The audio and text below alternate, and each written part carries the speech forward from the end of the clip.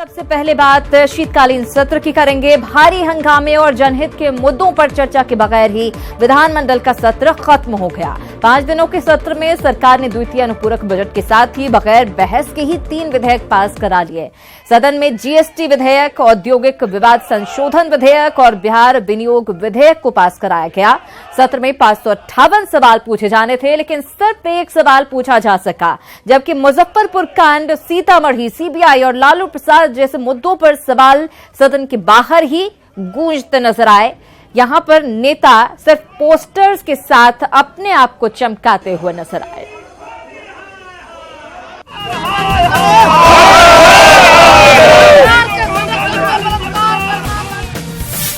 शीतकालीन सत्र में शोर ही शोर।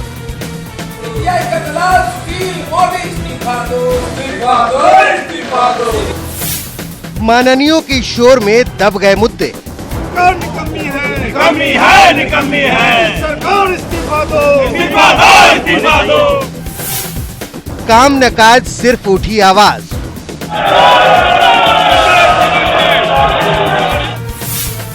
टकराव में टल गए जनता के सवाल। बिहार विधानमंडल का 5 दिनों का छोटा सा शीतकालीन सत्र संपन्न हो गया। उम्मीद थी कि 5 दिनों के शीतकालीन सत्र में माननीय जनता से जुड़े मुद्दों पर चर्चा करेंगे, राज्य के ज्वलंत मुद्दों पर बहस करेंगे, सूबे के विकास की बात करेंगे। लेकिन शीतकालीन सत्र में ऐसा कुछ नहीं हुआ। हर दिन बार बार विपक्ष के शोर के कारण सदन की कार्यवाही स्थगित होती रही। सत्ता पक्ष और विपक्ष के नेता एक दूसरे पर आरोप प्रत्यारोप लगाते रहे। अब आइए एक नजर डालते हैं कि शीतकालीन सत्र में विपक्ष ने किन किन मुद्दों को हवा दी। 26 नवंबर 2018 सीतामढ़ी अयोध्या महंगाई के मुद्दे पर प्रदर्शन हुआ। 27 नवंबर 2018 सीतामढ़ी के मुद्दे पर विपक्ष का फिर प्रदर्शन। 28 नवंबर 2018 सीबीआई की भूमिका पर विपक्ष का विरोध प्रदर्शन। 29 नवंबर 2018 मुजफ्फरपुर बालिका कांड पर हंगामा और मार्च। 30 नवंबर 2018 महिला सुरक्षा के नाम पर हंगामा। हंगामे के कारण मुश्किल से औसतन पूरे दिन की कार्यवाही 15 से 20 मिनट तक ही चली। आखिरी दिन भी हंगामे के कारण बार बार सदन की कार्यवाही स्थगित होती रही। विपक्ष का आरोप है कि सरकार नहीं चाहती कि सदन चले, वो विपक्ष की आवाज को दबाना चाहती है। ये कौन सी सरकार चला रहे नीतीश कुमार जी, विपक्ष यह जानना चाहता है। जब इन मुद्दों को हम उठाते हैं कि 5-10 मिनट में स्थगित कर दिया जाता है, तो सरकार का यह दायित्व है कि सदन को चलाए, विपक्ष के सवालों का जवाब दे। हम क्यों नहीं चाहेंगे सदन चले? हमारी तो सवाल है जिनको जवाब सरकार को देना है। सरकार जवाब देने से बचना चाहती है और यही एकमात्र मूल कारण है कि सदन को आनन फानन में स्थगित कर दे। विपक्ष के आरोप को सरकार ने सिरे से खारिज किया है। सरकार का कहना है कि वो विपक्ष के हर सवाल का जवाब देना चाहती थी, लेकिन विपक्ष के नेता सवाल पूछने की जगह हंगामा करते रहे। हम तो लगातार प्रयास कर रहे हैं और हमारे स्पीकर लगातार प्रयास कर रहे हैं, विधान परिषद के सभापति लगातार प्रयास कर रहे हैं। हम लोग जिनका जो प्रश्न है वो पूछना ही नहीं चाहते। अब कल देखा आपने, सत्ता पक्ष और विपक्ष दोनों को अपनी राजनीति चमकानी है, लेकिन वो ये ना भूलें कि सदन में उन्हें जनता ने चुनकर भेजा है और उनकी पूरी जिम्मेदारी और जवाबदेही जनता के प्रति ही है। पटना से ब्रिजम पांडे, दीपक प्रियदर्शी और अमित के साथ ब्यूरो रिपोर्ट, न्यूज़ 18 नेटवर्क।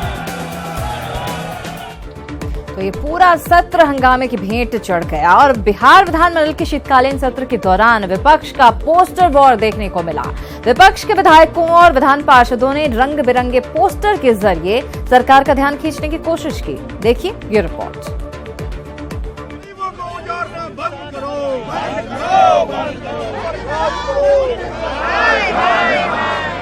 विपक्ष के विधायकों और विधान पार्षदों के हाथों में रंग बिरंगे पोस्टर ये बताने के लिए काफी है कि समय के साथ सियासत का मिजाज बदल रहा है। विधानमंडल के शीतकालीन सत्र के दौरान ज्यादातर विधायक और विधान पार्षद सदन में रंगीन पोस्टर के साथ नजर आए। इन रंगीन पोस्टर के माध्यम से ज्वलंत मुद्दों की ओर ध्यान खींचने की कोशिश की गई। ये हमारे औरंगाबाद जिले में बड़वा सहकारी बैंक है, जिसमें 6000 किसानों का बचत खाता। आपने सुना होगा कि बैंक का पैसा लेके लोग भागते हैं। यहाँ सहकारी बैंक का अध्यक्ष और प्रबंधक एवं उसके सारे सहयोगीगण बैंक ही लेकर भाग गए। ये सारा मामला उसी का बैंक से संबंधित है, कोऑपरेटिव बैंक से संबंधित है, किसानों से संबंधित है। किसानों का मुद्दा हो, गरीबों का मुद्दा हो या लॉ एंड ऑर्डर का मुद्दा हो, इस बार विरोध ब्लैक एंड व्हाइट की जगह रंगीन नजर आया। सियासत के बदलते रंग के बीच विपक्ष के एक विधायक ने तो सरकार से विधायकों के बढ़े वेतन और भत्ते को वापस लेने तक की मांग कर दी। विधायक विधानसभा में सरकार के खिलाफ नहीं लड़े, किसानों की, मजदूरों की, संवेदा कर्मियों की, बेरोजगारों की आवाज नहीं उठाएं, इसलिए ये विधायकों को फुसलाने की कोशिश है सरकार की। हम इसको वापस लेने की मांग करते हैं। विरोध जताने के लिए पहले विपक्ष के विधायक और एमएलसी हाथों से लिखा पोस्टर लेकर आते थे। अब बदलते जमाने के साथ विरोध का कलेवर बदल गया है, हालांकि तेवर वही है। ब्रिजम पांडे, न्यूज़ 18। नहीं चलेगी, नहीं चलेगी। और इस पूरे बवाल के बीच एक शख्स था जो कैमरे का ध्यान अपनी ओर खींच रहा था, और वो था तेज प्रताप। जी हाँ, लालू के बड़े लाल तेज प्रताप यादव अपने खास अंदाज के लिए जाने जाते हैं। कभी मुरली बजाते, कभी शंकर भगवान का वेश धरे, तो कभी हीरो की शक्ल में। लेकिन आज आरजेडी विधायक ठेठ देसी अंदाज में विधानसभा पहुंचे, वो भी धोती कुर्ता पहने।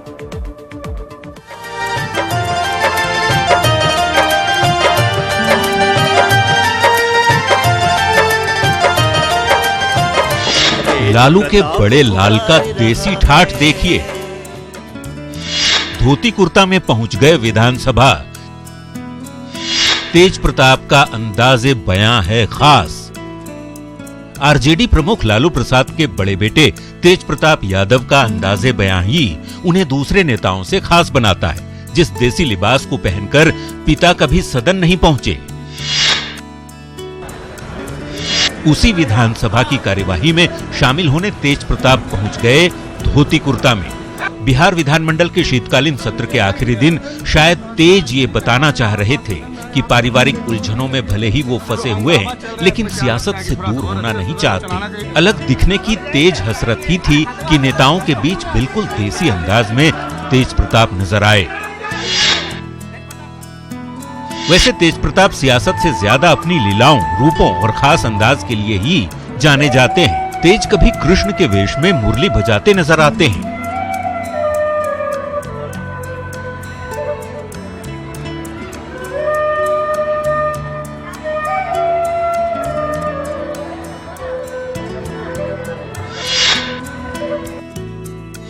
तो कभी भगवान शिव के रूप में लालू के लाल नजर आते हैं, डमरू बजाते, शंख फूंकते।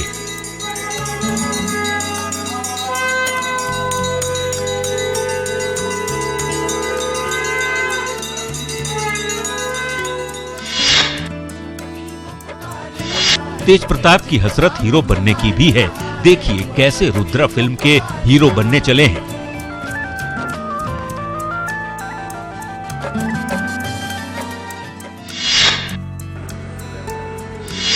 हीरो बनने के लिए अच्छी सेहत भी जरूरी है, सो देखिए तेज प्रताप जिम में कैसे पसीना बहा रहे।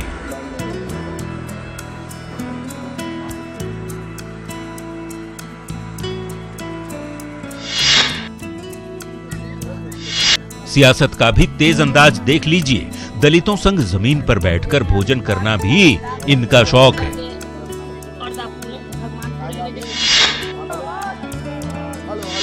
सियासत के साथ ही तेज प्रताप तफरी भी कर लेते हैं। देखिए कैसे रिक्शा चलाकर अपने समर्थकों संग मस्ती कर रहे हैं।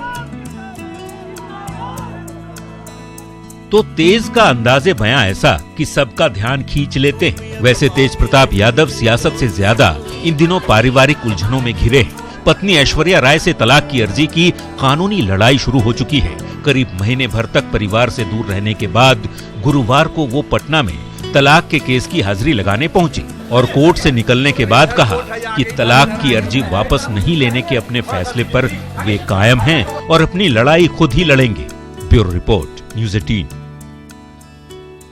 तो तेज प्रताप अपने अनोखे अंदाज के लिए लोगों का ध्यान आकृष्ट करते नजर आए, तो उनके छोटे भाई और बिहार सरकार में नेता प्रतिपक्ष तेजस्वी यादव ने हमला बोला है। शीतकालीन सत्र संपन्न होने के बाद मीडिया से मुखातिब होते हुए तेजस्वी ने कहा कि सदन नहीं चलने देने के लिए खुद सरकार जिम्मेदार है। मंत्री का जो डिपार्टमेंट है, होम डिपार्टमेंट है, उस वर्ग को समाप्त कर दिया गया। लेकिन जिस प्रकार से सरकार जो है गंभीर होकर के दोषियों पर कार्रवाई करनी चाहिए थी, ईमानदारी से जो उन लोगों ने शपथ लेने का काम किया, उस शपथ को कम से कम निभाने का काम करना चाहिए था। मुख्यमंत्री सदन के नेता होते हैं और सदन में नहीं रहते हैं, सदन के सदस्यों का जवाब नहीं देते हैं। और बात बिहार में जारी पोस्टर पॉलिटिक्स की। बिहार में लगातार पोस्टर पॉलिटिक्स चल रही है, जो अब भी जारी है। सदन में शोर शराबे के बीच आज कांग्रेस ने फिर से एक नया पोस्टर जारी किया है, जिससे सियासी गलियारों में चर्चा का विषय बना हुआ है। चर्चा चुनाव को लेकर है और सियासी दांवपेच को लेकर है, क्योंकि पोस्टर में कांग्रेस को बजरंग बली के आशीर्वाद के लायक बनाया गया है तो बीजेपी को भस्म के लायक। लेकिन शायद दोनों पार्टियां ये भूल रही हैं कि चुनाव में जनता ही असली जनार्दन होती है। बजरंग बली हमारी भारतीय परंपरा में एक ऐसे लोक देवता है जो स्वयं वनवासी हैं, गिरवासी हैं, दलित हैं, वंचित हैं, सबको लेकर के सभी पूरे भारतीय समुदाय को उत्तर से लेकर दक्षिण तक, पूरब से पश्चिम तक सबको जोड़ने का कार्य बजरंग बली करते हैं और इसलिए बजरंग बली का संकल्प होना चाहिए। बजरंग बली पर सियासत का बवंडर यहीं से उठा है। चुनाव नजदीक है, लिहाजा सियासत को संजीवनी की तलाश है और संजीवनी तो बजरंग बली ही ला सकते हैं, ऐसा भाजपा को भान हो चला है। तभी तो 2 दिन पहले मरुधरा से बीजेपी की ओर से बजरंग बली को लेकर ऐसा बयान आया कि सियासतधारियों ने जनेऊ चढ़ा लिया और सियासत की ऐसी तस्वीर उभर कर आई जिसमें आशीर्वाद से लेकर अभिशाप तक व्याप्त हो गया। नया पोस्टर जो है वो पूरे शहर में चर्चा का विषय बना हुआ है। कांग्रेस ने जो भाजपा से जवाब मांगा है कि जवाब दो भाजपा, तू करे तो रासलीला और मैं करूं तो कैरेक्टर लीला। कुल मिलाकर के कहे तो ये पोस्टर वार जो है भाजपा और कांग्रेस के बीच में गरमाया हुआ है। तू करे तो रासलीला और मैं करूं तो कैरेक्टर ढीला, ये सवाल कांग्रेस से बीजेपी ने किया है। कांग्रेस हमलावर है कि बीजेपी ने बजरंगी की जात क्यों बताई, उसने पाप किया है। पाप ही नहीं साहब, महापाप किया है और अब कांग्रेस बीजेपी को भस्म करने की कवायद कर रही है। ये पोस्टर के जरिए नैया पार लगेगी 2019। निश्चित रूप से ये पोस्टर नहीं, कांग्रेस कमेटी काम कर रही है। भाजपा को ये जवाब दिया जा रहा है, जो भगवान हनुमान को जो जाति में ये बांट रहे हैं, इसका ये जो है मैंने हम लोग प्रतिकार किए हैं और इसका जो है हम लोग विरोध किए हैं। भगवान हनुमान देखिए रुष्ट होकर 2019 में भस्म कर रहे हैं।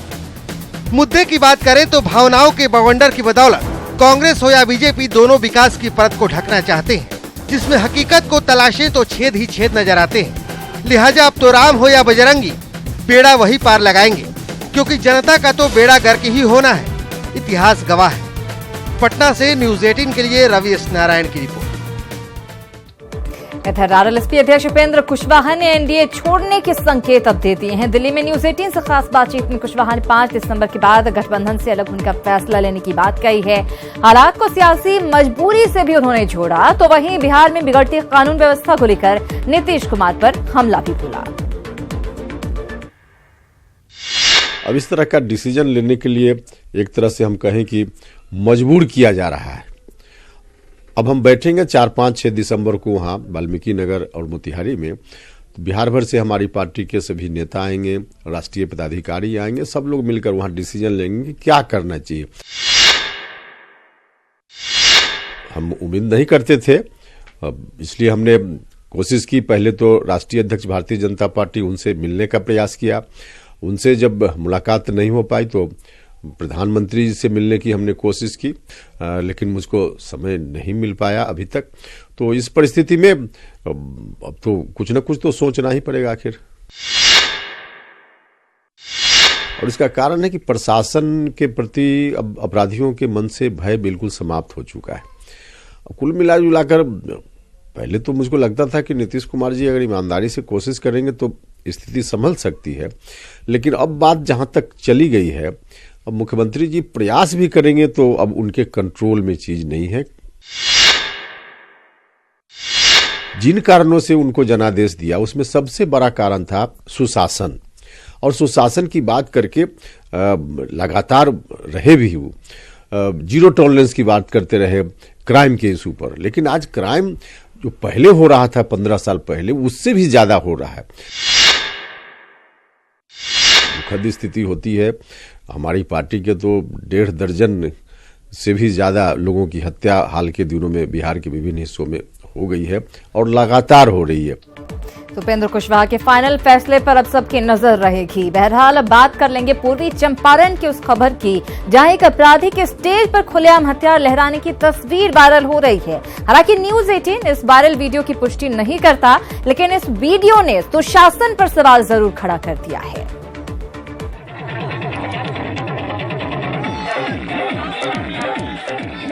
महफिल सजी है, स्टेज सजा है, स्टेज पर बार बालाओं का डांस हो रहा है और साथ में हथियार लहराते अपराधी दिख रहे हैं, वो भी शराब के नशे में। यही सुशासन का सच है साहब।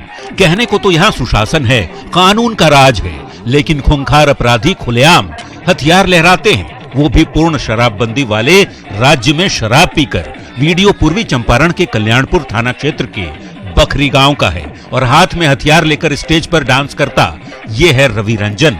रवि रंजन कुख्यात बबलू दुबे का शूटर है और इसकी पुलिस को कई मामलों में तलाश है। अब ये पुलिस की कमजोर होती पकड़ नहीं है तो क्या है? रवि रंजन पुलिस की पकड़ में तो नहीं आता, लेकिन खुलेआम सैकड़ों लोगों के बीच हथियार लहराते दिख जाता है। तस्वीरों को जरा और गौर से देखिए। संगीन के साए में डांस करने को मजबूर ये बारबालाएं कितनी डरी सहमी हुई हैं और ये बदमाश मदमस्त। अगर पिस्टल से गोली चल जाती तो क्या होता? अगर इन बारबालाओं के साथ कुछ हो जाता तब क्या पुलिस को इस प्रोग्राम की सूचना दी गई थी? नहीं तो फिर वीडियो वायरल होने के बाद पुलिस ने कोई कार्रवाई की? न्यूज 18 के लिए मोतिहारी से मुकेश की रिपोर्ट। और बात बेहिया कांड की, जहां आरा कोर्ट ने इस मामले में फैसला सुना दिया है। महिला को निर्वस्त्र करने के 5 आरोपियों को 7 साल की सजा और 10-10 हजार रुपए का जुर्माना उन पर लगाया गया है, जबकि हुड़दंग मचाने के 15 आरोपियों को कोर्ट ने 2 साल की सजा और 2-2 हजार का अर्थदंड लगाया है। तो पुराना ये मामला 20 अगस्त का दरअसल ये मामला है और इसी मामले में अब आरोपियों को सजा सुना दी गई है।